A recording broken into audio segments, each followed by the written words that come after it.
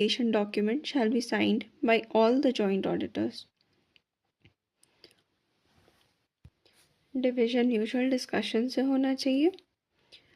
In terms of audit of specified areas of Jones, वो सारे document और communicate हो जाने चाहिए एंटिटी को, और सारे जॉइंट ऑडिटर्स से साइन वर्क एलोकेशन डॉक्यूमेंट को साइन करवा लेना चाहिए.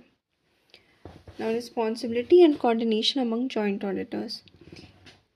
सारे जॉइंट ऑडिटर्स रिस्पॉन्सिबल होते हैं only for the work that is allocated to him.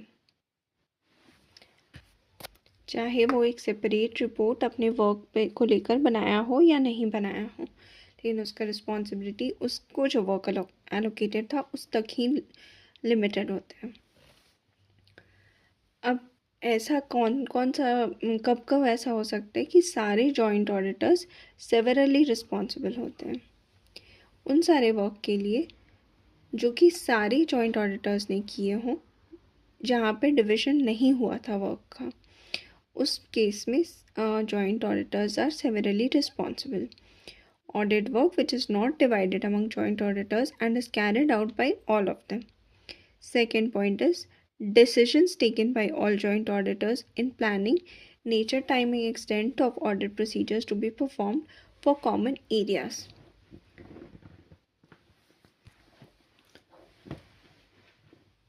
Nature, timing and extent को प्लान करने में जो डिसीजन लिया गया है सारे ऑडिटर्स को फॉर कॉमन एरियाज, उसके लिए भी जॉइंटली एंड सेवरली रिस्पॉन्सिबल होते हैं, पर jointly responsible for only for appropriateness of planning nature, timing and extent. Execution के लिए सेपरेटली रिस्पॉन्सिबल. ठीक है, appropriateness of planning and T के लिए jointly responsible, and execution, proper execution of these audit procedures के लिए individual responsibility of concerned joint auditor. ठीक है.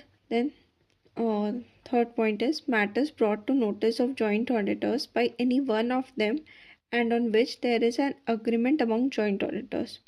कोई ऐसा मैटर जो नोटिस में लाया गया हो किसी जॉइंट ऑडिटर से और उस पर बाकी सारे जॉइंट ऑडिटर्स अग्री करते हैं. Fourth point is for presentation and disclosure of financial statement as per applicable financial reporting framework. Fifth point is for ensuring that audit report complies with requirements of relevant statute. Now, each joint auditor